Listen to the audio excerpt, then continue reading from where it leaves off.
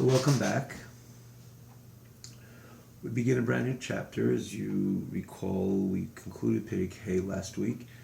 We pointed out last week Perek Hey is very unique in its kind in comparison to all the other chapters of this Sharich B'Emunah, which totals 12 chapters. So as mentioned, that it's accepted that it is part of the brackets of the conclusion of Perek Daled, and that would again include the entire fifth chapter.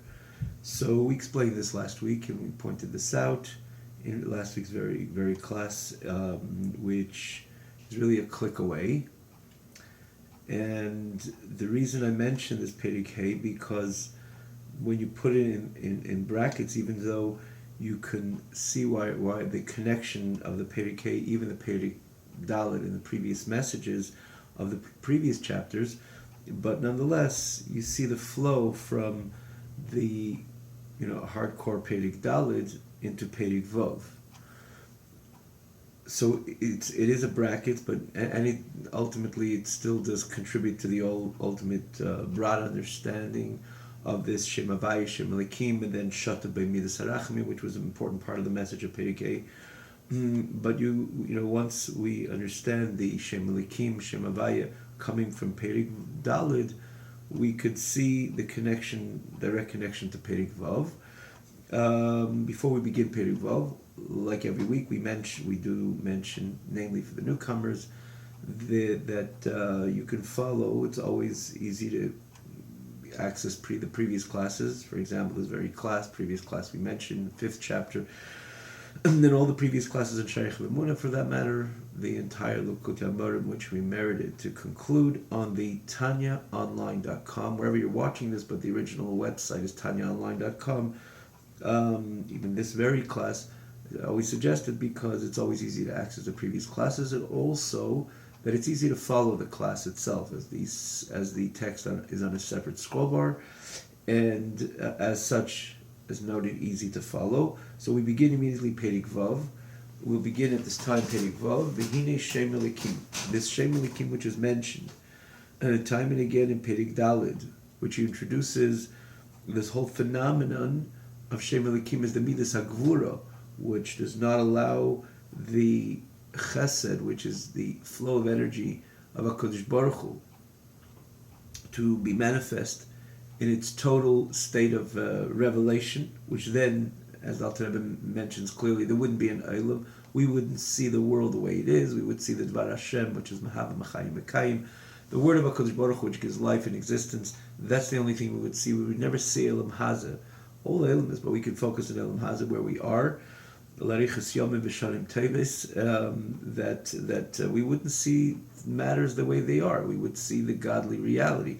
The purpose of creation, Hashem wanted us to figure out the godly reality. It shouldn't come by nature. In other words, just default that the Dvar Hashem is evident, and then what's there left to do? The whole point of the Yid is to be Megala, to reveal Elokus in the world, to transform the world, refine the world, elevate the world, sublimate the world towards HaKadosh Baruch Hu. Nisav HaKadosh Baruch Hu L'Sleidira B'Tachtenim, like we mentioned time and again. This is the master plan of creation. Hashem wanted he had a desire, an inner desire, coming from the core essence of HaKadosh Baruch Hu, to have a dira, a dwelling place, an abode down here in this very world. Tachtein, by definition, HaKadosh Baruch Hu, there's no down or up or so on, but tachtein, meaning to say a world which on its own is devoid of the presence of HaKadosh Baruch Hu, at least on the surface overtly. The mandate of the Yid is to reveal the Emes Hashem Le'elam, and if everything was just an extension of Shem Havaya, so there's nothing really to do, because Shem Havaya is just evident. So the question is, why didn't Hashem just leave it and it should all be fine? But no. And then just turn back, like, why Bechlal start the whole process? The very beginning is the terminologies in the Arizal HaKodesh, Arizal HaChai, the whole explanation of the Tzimtzum Harishin. You didn't need to begin the whole process. Everything was light. Everything was part. It was the infinite of HaKadosh Baruch Hu which was present. So why the Tzimtzum? Why not only why this very physical world? You don't need anything really if you want to live in the you wanted the default would have been that blissful Ein Sof, but then that lust of HaKadosh Baruch Hu, the type of HaKadosh Baruch Hu, to have a dir b'tachteinim, would never come about. That's where there was the Tzimtzum Arishin again. We're just using terminologies which we have explained in the past, and all the other contractions of concealment, in order ultimately there should begin this process of Seder Ishtalshelus, one world to another. And again, we mentioned how many the Alter Rebbe writes is infinite amount of elements, but ultimately the purpose that this world should be created exactly the way it is, in a way of tachtin, which means the concealment of the Beiri from the Nivra, of the Creator from creation, and man comes down and as Megala Lukus reveals godliness in this very reality. Through learning Torah, through doing mitzvahs, as we've spoken in the past, each one has its advantage, how he's in that the reaching that very point of establishing the Hashem's dira b'tachteinim, and revealing the each one how it leads to Gilui Lukus, revelation of HaKadosh Baruch Hu ve'emes Hashem la'elam. So when that wouldn't have been without the Shem Elikim. And this is the message of Dalet, which really answers the question of the end of Peri Gimel, which the Alter Rebbe began. He concluded with a question, and he starts Peri Dalet to explain. This question was obvious: if everything is the Dvar Hashem, everything is the Dvar Hashem. There's nothing within any created being that is not its sole existence is only because the word of HaKadosh Baruch Hu, the energy of HaKadosh Baruch Hu coming from the Sar Mamoris is vitalizing it. So that's really its whole metzius. So why don't we see that, if that's the truth of it? And the answer, Perek Dalet, it's still the truth of it. But Hashem has another midah, which is midas Gvura. And this, the Alter Rebbe begins Perek Vav, in Shem, Likim Shem, in Gvura, Bat Tzimtzum. This name of Gvura, which is constrained, discipline, in the context of Tzimtzum, of contracting the great Eir of HaKadosh Baruch Hu. And that allows the Eilam Hazah to appear the way it is. Remember, it's not another, as we mentioned, it's not something else which is obscuring the reality of HaKadosh Baruch Hu. Nothing can obscure the reality of HaKadosh Baruch Hu. There is only one reality, which is the reality of HaKadosh Baruch Hu. But within HaKadosh Baruch Hu, he has two ways of expressing himself. The Shem Havaya, extending himself, which is, again, in this case, the whole idea of ex nihilo, creating something from nothing, comes from the infinity of HaKadosh Baruch Hu.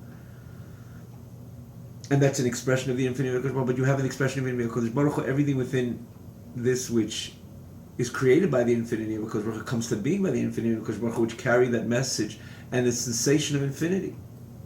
And that's not the point. The point is that Hashem wanted a dira b'tachteinim, so therefore the Hashem expresses of just another midah of him, of himself. Gvura is part of HaKadosh Baruch Hu, which you'll see what the Alter Rebbe is getting at. Therefore Hashem Elikim. It's not a real cover up. It's a cover up of Hashem himself. Like we mentioned the other day, a teacher comes into a class and someone who's not on his own a teacher, he'd rather sit and learn for himself, by himself, and climb the ladders of scholarship and knowledge, and he does, and he's vast understanding and appreciating of Torah and every level of Torah. Let's focus on the subject of Torah. And then he's given a mandate to teach a student, a pupil. Doesn't matter of age or stage. And then he can't divulge everything, the pupil would be lost. So he starts teaspooning the information to this student, to this recipient. And so he's giving information. And again, consistent information from a Rav and a Talmud is not something simple. To the extent we mentioned the other day, the Gemara says, that the Talmud can become and think like, and his whole composure and his whole focus of Torah could become like the Rav himself, which is a total transformation in the Talmud. Think where he began from. Think where the Talmud began from really nothing. So the Rav gave him everything. But if the Rav would the first day come in and just start rattling off all his knowledge, his Gemara and his Nigel and his Sheinim and Achreinim and all that he knows about every part of Torah, the Talmud would never grow. It would take him not 40 years and 400 years and be in the same spot. So what does he do? He contracts his knowledge, in other words, the flow of his knowledge, to be able that the Talmud should be able to receive it. And little by little, he opens up more and more of himself till the Talmud could start thinking the way that Rav thinks, which usually takes 40 years, and that's a long time. But throughout this time, he's giving and giving, but the way he's giving is that he's contracting. He's not allowing, he's prudently working along with the Talmud to see how much he could perceive, how much he could understand, how much he can appreciate, how much the Talmud can appreciate, he or she. So the contracting is part of the way of conveying. And then the same, in this case also, Hashem established this Gvura to conceal and condense and contract the energy of Shem Havaya. It's all part of HaKadosh Baruch Hu, because that's the only way Elam Hazah would be created the way it is, for the grand master purpose. Part of the master plan of HaKadosh Baruch Hu. So it's all HaKadosh Baruch Hu, Hashem Hu Elokim. So the non-seeing, the Dvar Hashem, is also part of HaKadosh Baruch Hu, because just again, it's just another midah of the same Hashem, the same God. He has one midah, which is Hashem, which is associated with Chesed, Gvura, and he has another midah, Gvura. So it's all Hashem himself. So the Alter Rebbe begins.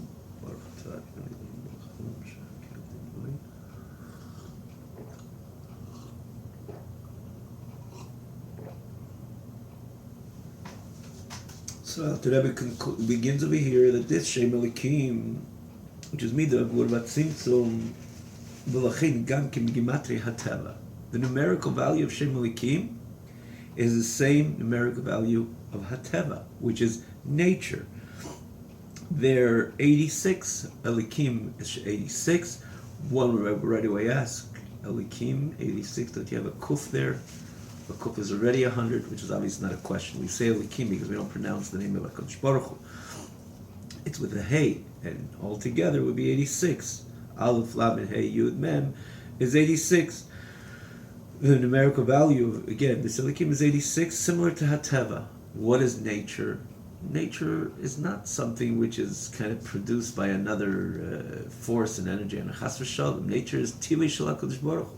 It's a nature of HaKadosh Baruch Hu that the Eibishter established for the reasons he has, and part of it, the same master plan.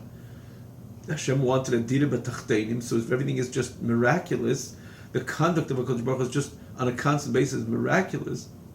Besides the fact that it really wouldn't have it complete, it wouldn't fulfill rather its objective. Another time, not for now, the idea of Tanya to mediate Tanya, which means something. The Gemara says someone says Hallel every day, not a good thing. Even though we do say Nisecha Shebachol Yimimon, because in the end of the day, to go through a day successfully is also miraculous, the miraculous dimension or expression of HaKadosh Baruch Hu. But usually there's the Teva, nature. We wake up in the morning and we come into the world, to a world of nature, and we deal with the world as such. The person wants a parnasa, he tries to navigate through the channels of nature in order to get himself a parnasa, and everything he does. Well, we know that the nature itself is the tzil, like we said, is mentioned, tivei shel HaKadosh Baruch Hu's nature. So finding with the nature your success or your accomplishment or your objectives and goals is also because of HaKadosh Baruch Hu, because HaKadosh Baruch Hu is within nature exactly the way he's within Nes, with a miracle. Because it's the same HaKadosh Baruch Hu. This comes more from Gvura. So that's the point why Likim, which is where the Gvura comes from, is Ateva. It's nature. What's the difference in nature and miracle? They're both an expressions of HaKadosh Baruch Hu.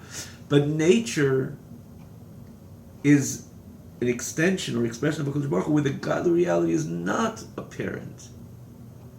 As for that matter, it says Teva has the connotation of Tubu v'Yamsuf. It's drowned in the Yamsuf. We have it in as Yoshi. And that's in Lashon HaKodesh. Tuba means it's drowned, and this is the same thing. The overt godly reality is sunk into this veneer of nature. But in the end of the day, it's again another godly expression. But on the surface, you don't see the godly reality within nature as much as you see with a miracle. We need not to explain. And that's why Elikim, which establishes this hell of Esther, this concealment, this gvura, this contraction of the Eid of HaKadosh Baruch Hu, that now we could appreciate why it is the same numerical value as Teva, HaTeva. because it conceals the light from above, which gives existence and life to the world. It appears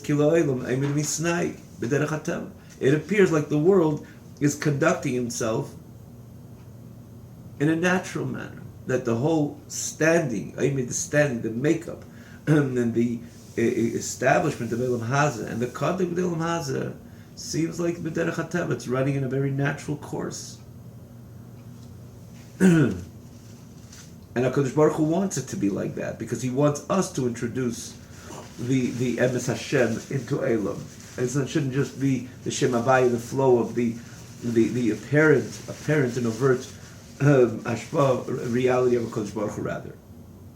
So there's an objective, there's a goal, but we can appreciate this Shem Elikim, which establishes this phenomenon of a world that appears that it's established and it's conducted and it runs in a natural way.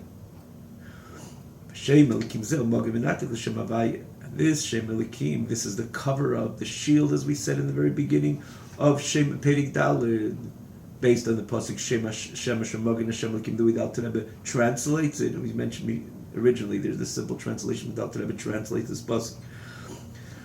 Shemesh Mogin Hashem Elikim, that the Shemesh, the brightness of Shem Havaya, and the Mogin, the shield, the nartik, literally a purse, which you put a purse as you hide your money, you cover up your pouch where you put in important things, which covers up on these important things. In this case, the Shem Elikim is a Mogin, a nartik, a cover up to Shem Havaya.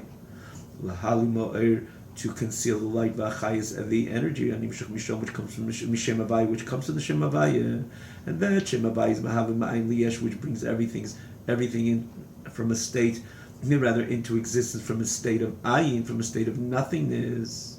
And that v'achayis, which comes from Shem Havaya, shelo yizgal l'nivroim, that it should not be revealed to creation, or to the all created beings, to all creations, be vatul mitzias, for if it would be revealed to them, they would be completely annulled.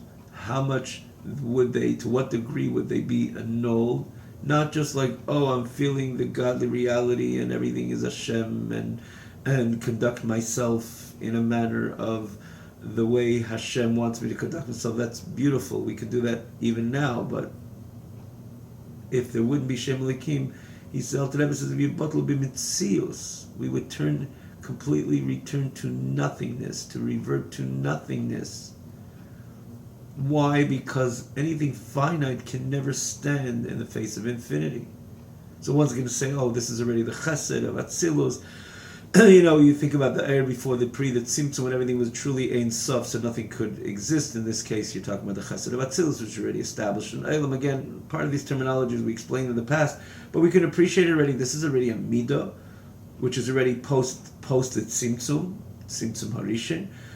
So why would everything be Batal Mitzias? But the answer is the extension of chesed, or the expression of chesed, in the end of the day, is an extension of the infinity of HaKadosh Baruch Hu.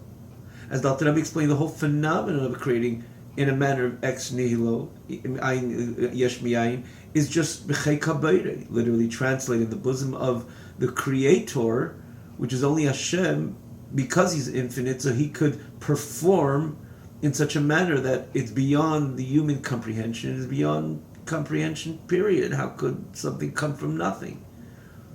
And the only way it does is because Hashem is infinite. So in the end of the day, this chesed, which is this gdula of HaKadosh Baruch Hu, is an expression of the infinity of HaKadosh Baruch Hu. And as such, anything finite cannot stand in the face of infinity, cannot exist in the face of infinity. Therefore, the Alter Rebbe says, if the Eibishter would not cover up the Shem Havaya with its Shem Elikim, as the Mogin, as the Nartek, the cover up the Shem Havaya, everything would be bottled. To what degree? Batal b'mitzias. It would not exist.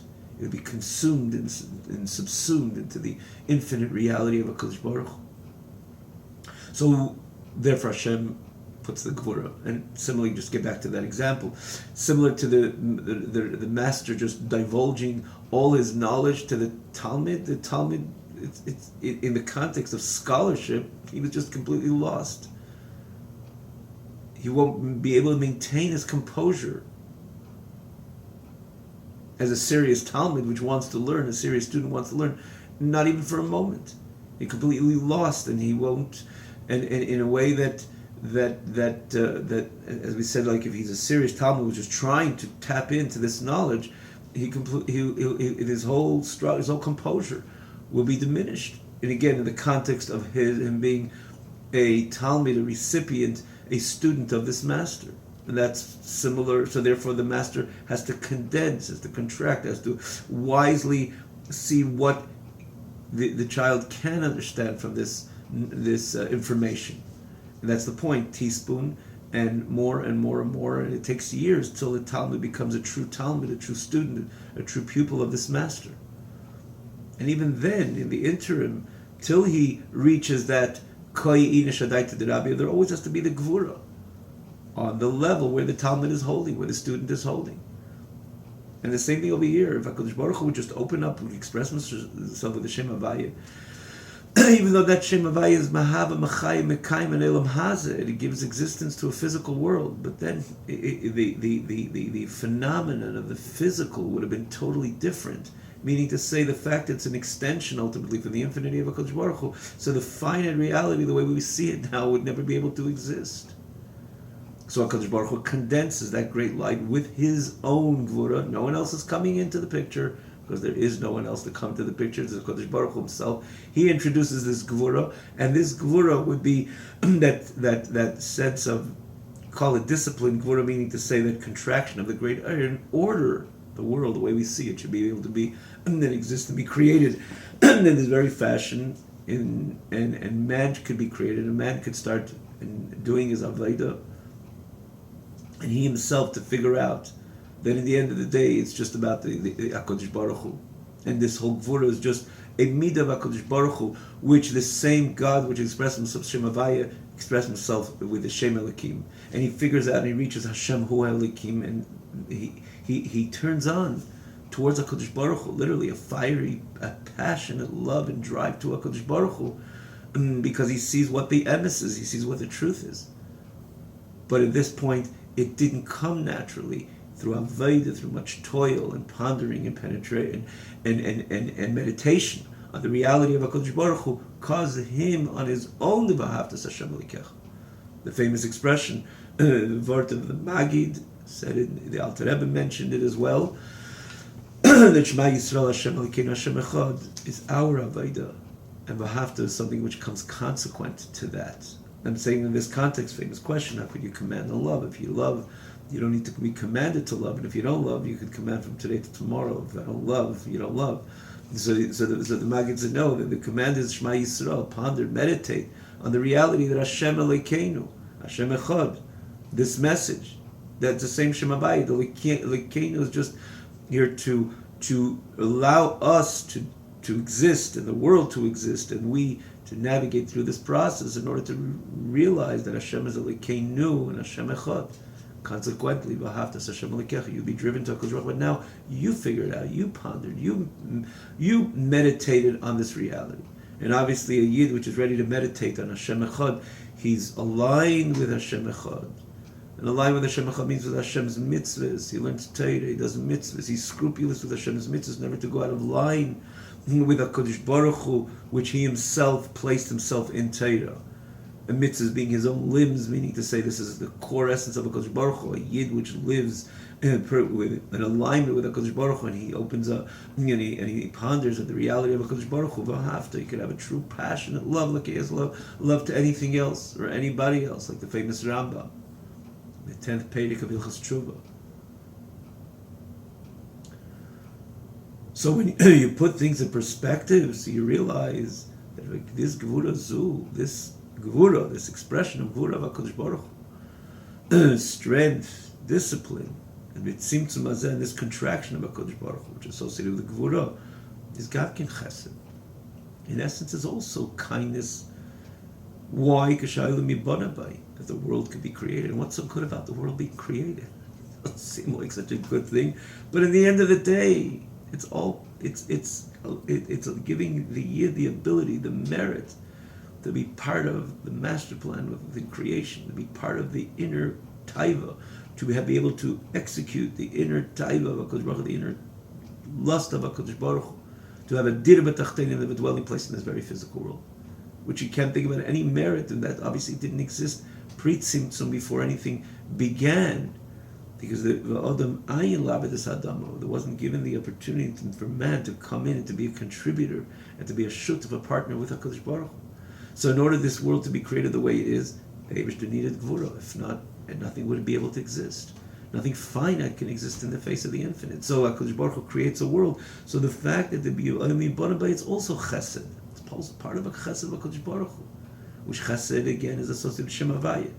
Now here he's not going to say Gam Kim B'chinas Havaya. He's extracting the chesed dimension over here, the kindness that a world could be created and a yid could come to his avodah.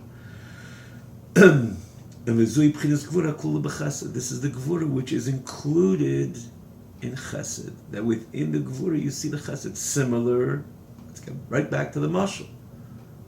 The fact that the master, this Rav, this teacher, this master, condenses and contracts his great scholarship and knowledge, that's kindness for the recipient. And he says, why holding anything back? I'm your student. You're being paid for this. I want to learn Torah. Open up. Don't hold anything back from me. No. You won't be able to be a true student and to understand and appreciate this Torah if I will just open myself up. So by closing myself, by contracting my knowledge, in other words, teaspooning it to you, or step after step, revealing as much as I believe you can receive and you can accept, that's part of my chesed, my kindness. In order you should walk away as a true Talmid. And after a certain time, you koi nishadai to the Rabbi. To be part of the thinking of his own Rebbe, his own master. And that only was able to happen only through the gvura, only through the constraint, only through the discipline. And the same thing over here. This is the gvura which is called b'chesed. Now the Alter Rebbe continues, when you see the combination of these two midas, what do you gain over here on top of appreciating the gvura being chesed? But you see more than everything that at the end of the day, it's two expressions of the same Almighty. And therefore, your whole appreciation to Gvura is not of concealment, but it's just a matter of the Shem Havaya ultimately functioning and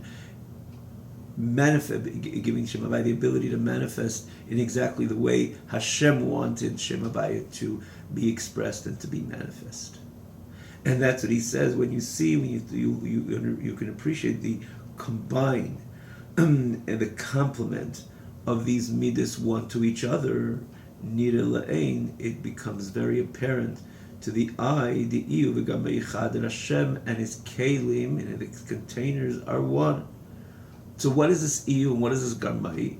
It's all expression in Zayar, expression in Kabbalah. Iyu are the iris of HaKadosh Baruch Hu, gamei are the kelim. So when you say the iris, which is the expression of the air, the way it expresses the moir, which is the illuminator, which is HaKadosh Baruch Hu, so the air, for example, Shem Havaya is very much associated with the air, even though Shem Havaya is also a midah, which has a keli, but it's explained many times in Kabbalah and Chassidus. This is like, the keli is not so much a present factor in Shem Havaya, it's namely the air. Yeah, we're not going to go into it. We did explain it in the past. So Shem Havaya is really associated with every single midah, as Alter Rebbe explains in Torah, famous Torah, that the Shem Havaya is the energy of every single midah. The other midas, even though Shem Havaya again also has a keli, but the keli is the gvura dimension. It's the container which allows the Hashem to be expressed via a particular container, via a particular style, which in this case would be gvura. So the garmai would be the kelim, even though in every midah has the eidos and kelim, including Shem Havaya, and including gvura is also the eira gvura.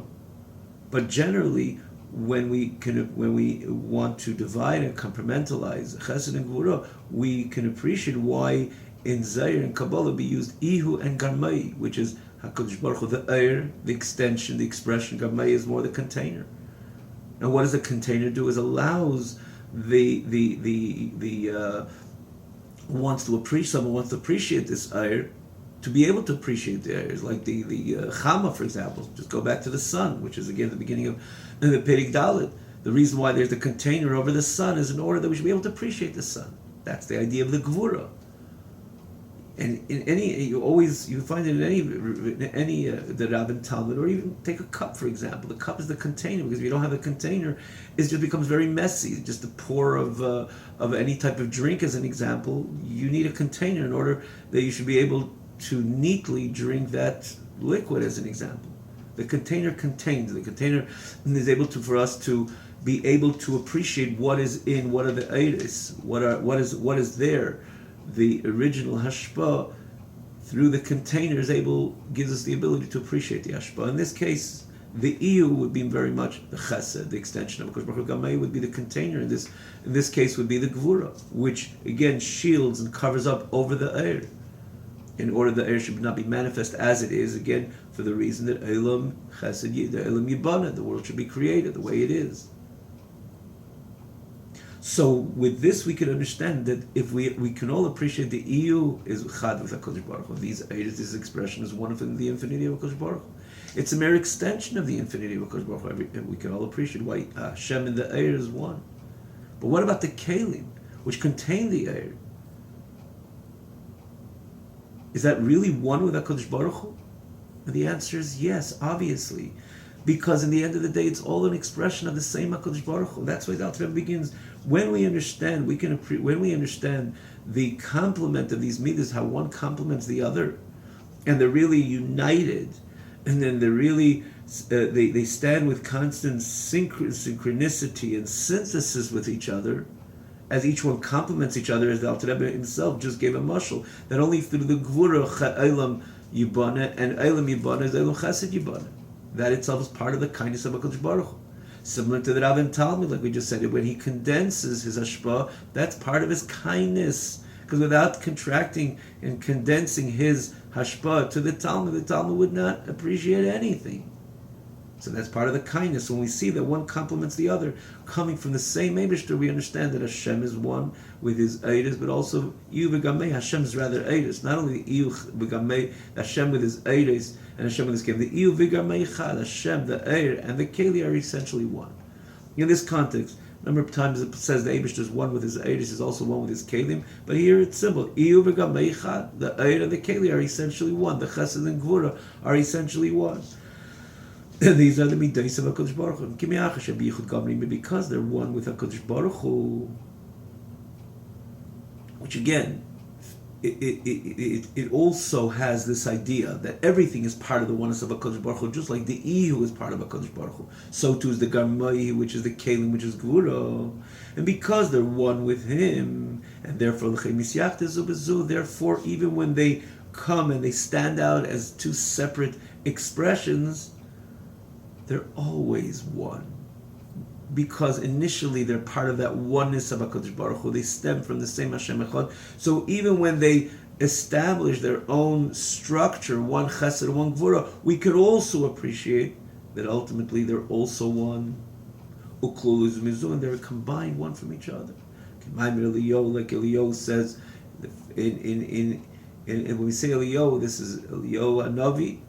You say the Pasach Eliyahu as an example before Minchet of Shabbos. This is Eliyahu Hanavi, which revealed many important ideas of the Pnimius of Elokus, the Pnimius of all reality. Again, expressed, you see it in the Pasach Eliyahu. One of the expressions of Eliyahu, and Va'ant B'kosher Leinu Miyachid, and he says Va'ant, you HaKadosh Baruch Hu combines, connects, ties, and unites in these two midas.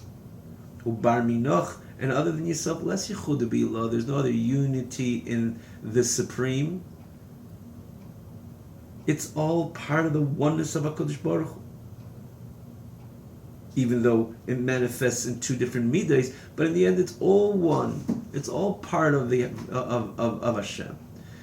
Because on its core, it's the oneness of HaKadosh Baruch Hu being expressed through these two midas, and again, with an objective, within a goal. Hence, both midas complement each other, and therefore, within the midah of Gvura, you could also see the Achdus Hashem, just like you would be able to see it in Shem Havaya. But in Shem Havaya, you don't have to find it; it's obvious. It's an expression of the oneness of HaKadosh Baruch Hu. Gvura conceals, obscures that, eclipses that, but you see in that eclipse, in that obscure, in that cover-up, in that contraction, in that condensement, you see in the condensing, you see this is all part of the oneness of HaKadosh Baruch Hu. This is all the same Shem Havaya, Hashem Hu Ha'Elikim. And back to the mashal of the Rav and Talmud, you say, oh, this is two separate personalities of the Rav. Sometimes he reveals, and sometimes he contracts, and this is Tuesday and Wednesday. This is 2 times. Tuesday he reveals, Wednesday he contracts. One day he wakes up on this side, the other day he wakes up on the other side. He has different moods and different expressions. No, not at all. It's all one Rav, which has one goal, to present himself, to give himself over to the Talmud, to the pupil, to the recipient, to the student. And the way he does it is giving and contracting simultaneously in order that the Talmud should be able to receive. And if he wouldn't contract, the Talmud wouldn't receive anything at all and be lost completely, which would be tantamount to this, which we say that the world will be batal b'mitzias, completely consumed into the infinity of HaKadosh Baruch Hu. Lost into the infinity of HaKadosh Baruch Hu, because nothing finite could stand in the face of infinity. The Talmud would be lost if there would be too much of hashpah. So the contraction itself is part of that oneness, or that the Rav, the personality, the persona of the Rav, wanting to be a Rav, wanting to give over to the Talmud. It's all part of the Chesed. It's all part of that personality of the Rav. And the same thing over here. It's all part of the oneness of HaKadosh Baruch Hu. Zeu shekosov, and this is what it says. The Rebbe asked the very first chapter, the few questions which he asked on this pasuk. Turn to your heart means we pay attention. Ki Hashem Elikim. What does it mean that Hashem is God? Hashem is Hashem, and Elikim Elikim. Well, what's these two names? And what does it mean that Hashem, God is God? Well, I like to think that God is God. What is that supposed to mean? And the other questions the Alter Rebbe asks in the very beginning of the Shaykh Mamona, a click away, you can see it right there. And in the very first chapter, in the beginning of the first chapter, but he says, now you can understand. The message of this pasuk, pay attention, that these two names are one. That also the Shem Elikim, which contracts and conceals this light of HaKadosh Baruch Hu, which is the Shem Havaya, B'chinas Chesed, that even the Elikim, which it contracts and conceals this air, this light of Shem Havaya, is also Chesed. That the Gvura is essentially Chesed. Just like we can appreciate the Gdula itself, the Chesed is Chesed, it's extension of HaKadosh Baruch Hu, but we can understand and we can appreciate the Gvura is also part of the Chesed of HaKadosh Baruch Hu, because it's part of this process. And how much is it Chesed? K'mei Shem Havaya.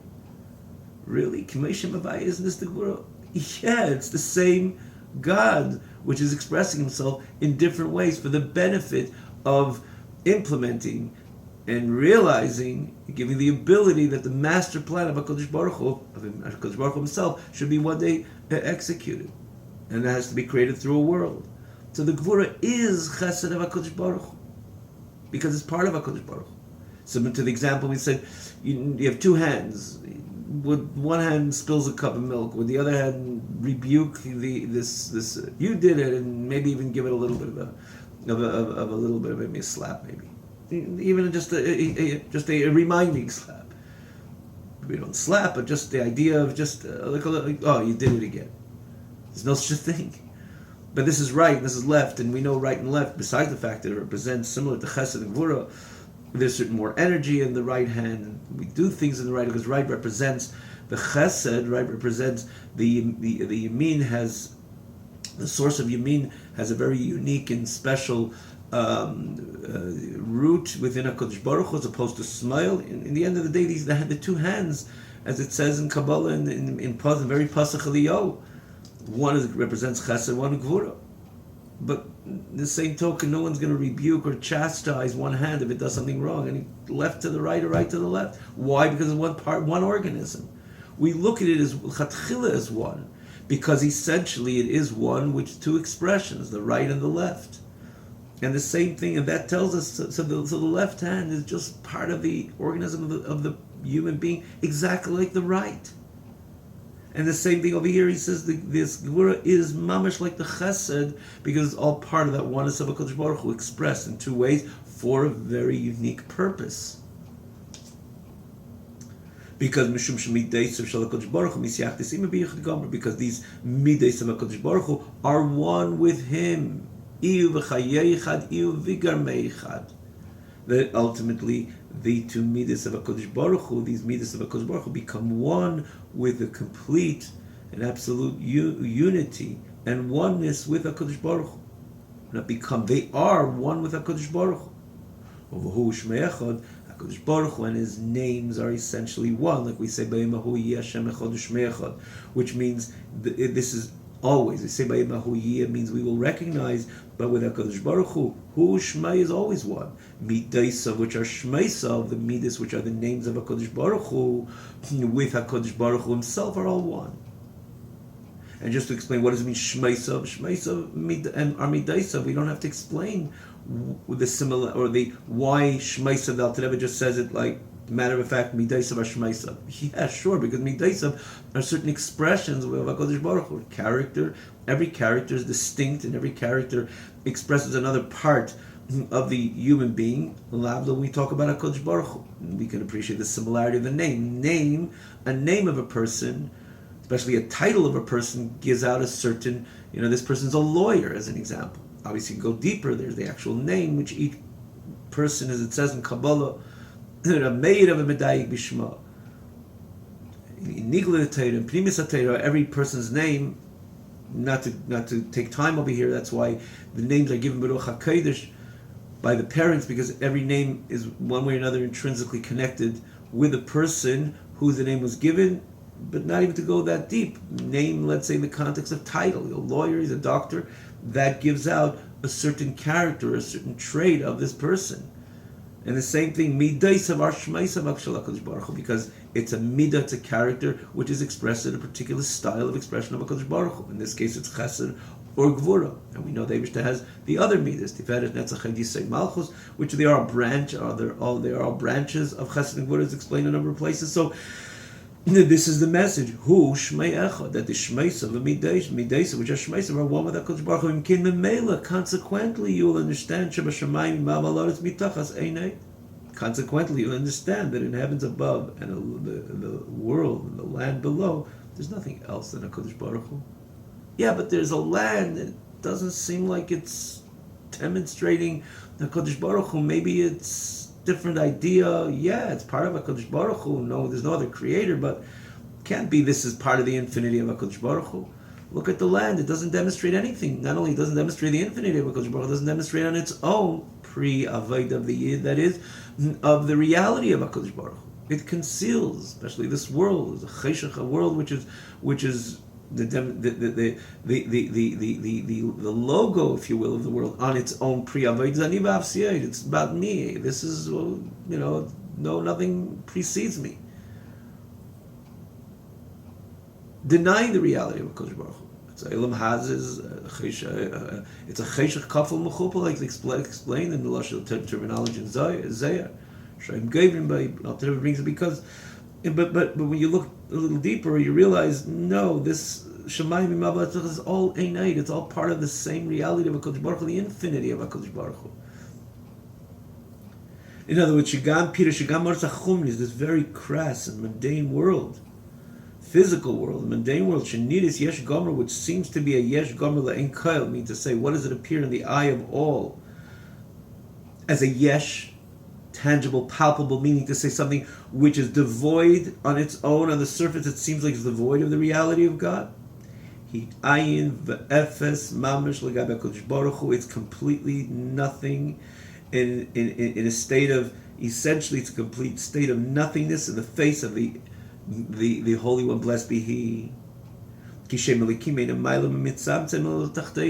whole Shem Elikim, it only conceals and only contracts only to the Tachteinim, in other words, to the product of this Tzimtzum, which comes from this Tzimtzum v'lo l'gabei HaKadosh Baruch Hu me'achar shehu Shmei Elokim Echad, not l'gabei, not in the face of HaKadosh Baruch Hu himself, because HaKadosh Baruch Hu and his name, the name of Shem Elokim is Echad, is one. And we'll immediately go back to the master, even focus from the master's perspective and point of view. When he condenses his great knowledge and scholarship, it's not that he becomes similar to the state of the recipient. Like this recipient, this Talmud is going to start, let's say, the first day or the first week or month with different stories, parables, metaphors. The Medrash wants to many times introduce us into a concept, the relationship of Hashem and Am Yisrael through Moshe, Mashal HaMelech as an example, the parable to a king, and he had a beloved, and he had his people and his wife and his queen. The different parables that the Medrash gives, which wants to bring us in to the relationship of Am Yisrael through Moshe as an example. And he starts talking to the child again towards the very beginning of that relationship, and the child thinks, wow, my parents brought me such a great, beautiful, great storyteller. And then he himself hears, well, no, this is the greatest prodigy, the greatest Ga'idim exists, and he doesn't understand that, he can't perceive that. Because here he's hearing stories, and then someone comes into the room, he thinks, oh, great storyteller. Did the master become a storyteller? What happened to his grand knowledge and the magnitude of his knowledge when he's teaching the student? Did it go away? Did he truly become a storyteller? Is he kind of had to just hide all his knowledge in order to deal with the student, and he lost his memory, meaning to say that he has no connection to his past, to his profound scholarship? And the answer is obviously not. In the very moment when he's telling the story, for example, to the student, let's say this Medrash, when he says Mashal HaMelech as an example, the Rav is already thinking about the Hashem, the Eibishter. And the Eibishter had the king had a beloved friend, he's already thinking about Moshe Rabbeinu, as he's saying it, for that matter. In other words, everything he's teaching, which he needs to put it into different veneers and cover-up, so to say, layers, in order to condense the knowledge, in order that the Talmud, the recipient, the pupil should start appreciating this knowledge, and eventually again unfold more and more to this Talmud. It's only for the Talmud to be able to appreciate it, but from his perspective and point of view, he never lost his status as a Go'in, as someone with all that vast knowledge in all areas of Torah. Even in the time that he's teaching it to the Talmud, he's giving over, in which he needs to condense this great knowledge in the way he believes, wisely, with his wisdom, in other words, how he's going to be successful with the student. The entire knowledge is there, present at the same moment when he's condensing that very knowledge. And the whole difference is to the other side of the coin, which is the Talmud in this case, which he could think, well, this is a great storyteller. Well, obviously, when the Tanya realized, no, this is not a storyteller. This is someone who's just trying to feed me the information.